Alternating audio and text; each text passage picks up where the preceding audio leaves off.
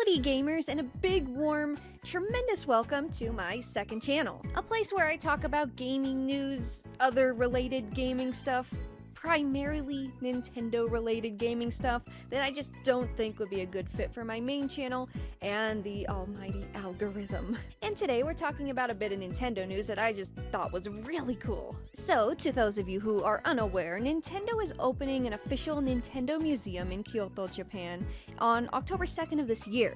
And in celebration of this museum, Nintendo did a little Nintendo Museum Direct yesterday and kind of went over the rundown of what you can expect to see at this museum. It was about 13 minutes in length and there was a lot to see.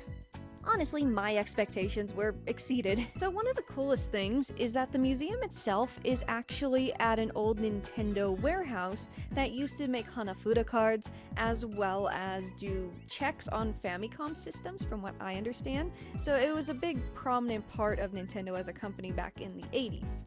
There's been kind of a reoccurring trend of reusing old Nintendo buildings as like cool stuff like this. Not necessarily reoccurring as like constantly reoccurring, but another example is that Nintendo Hotel in Kyoto. That is where the original Nintendo headquarters was originally located. They got like a little mini museum in there, and it's very fancy. They reused a lot of old assets from the actual offices themselves when they were in place there. It's a good time. I would love to visit it myself though. It's probably hard to get a room and probably a little expensive, not gonna lie. What I thought was really cool were these big giant controllers. They're basically giant, like N64 controllers, Famicom controllers, GameCube control. I saw a big DS in there. You name it, it was probably there. And we'll see more on those giant controllers later. Just you wait. They showed appreciation for both the Japanese and the Western box art. There's love for, like, you know, fans everywhere. It's not just like the Japanese game covers and such. They also acknowledged a lot of like pre-game history, like a lot of the weird products they made before they got into video games. There was a stroller shown at one point.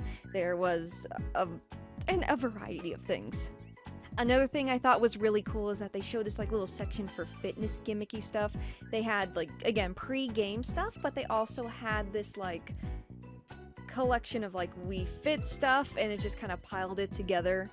In general, there was a lot of stuff you would never see or hear about or even know it exists to begin with, if not for Nintendo pulling it out of their little warehouse archives wherever they hold all this stuff and, you know, presenting it to us. Like, would you know there was a Nintendo branded kid stroller if not for this museum? I mean, I wouldn't. There were also a lot of really interactive elements, like they had these displays of different rooms throughout the decades. They had like a Japanese style room. They had this room with like this little batting game activity thing they produced at one point that you could actually try and play. They had a super scope and a zapper where you could like play this Mario shooting game that looked really fun and cool. There was this like AR Nintendo app Hanafuda game, like in the lobby where the Hanafuda cards were like on the floor, and that was also super interactive. I imagine it would be interactive like the Nintendo World stuff at Universal Studios, where there's stuff to do and you can like interact with your Nintendo account. The one thing I will say though with the little room displays is that they didn't have the official Mario desk in the 80s theme room, or at least it didn't look like they did, and that is one missed opportunity, I will say that. The only reason I know about this Mario desk to begin with is because I look at a lot of Japanese commercials for like my main content on the main channel, and yeah, there was an official Mario desk in the 80s with like Mario stuff on it. There are a few actually. Anyways, back to the giant controllers. You can play old Nintendo games with giant Nintendo controllers. They take more than one person, so you might want to like, you know, bring someone along to actually do it, but it was cool.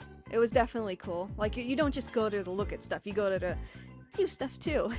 And in addition to all of this, there's probably a lot we haven't seen yet. Like, I went to the Ghibli Museum in Mitaka, Tokyo, a few years back, and I know they're very strict on taking photos of exhibits, and if you look it up online, there's a lot of stuff you just cannot see online.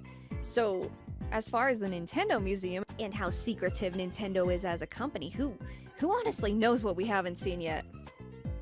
So yeah, this is just a short, quick little video, me sharing my thoughts on it, because I want to get more what's the word? I want to get more regular when it comes to talking about like regular Nintendo stuff, just casually, just stuff I want to talk about and share with you guys. So just a quick video, just me saying like, oh, all this stuff is cool. Because it is cool. Anyways, thank you so much for watching this, guys. I'll probably make more videos like this as like interesting news I want to talk about comes out.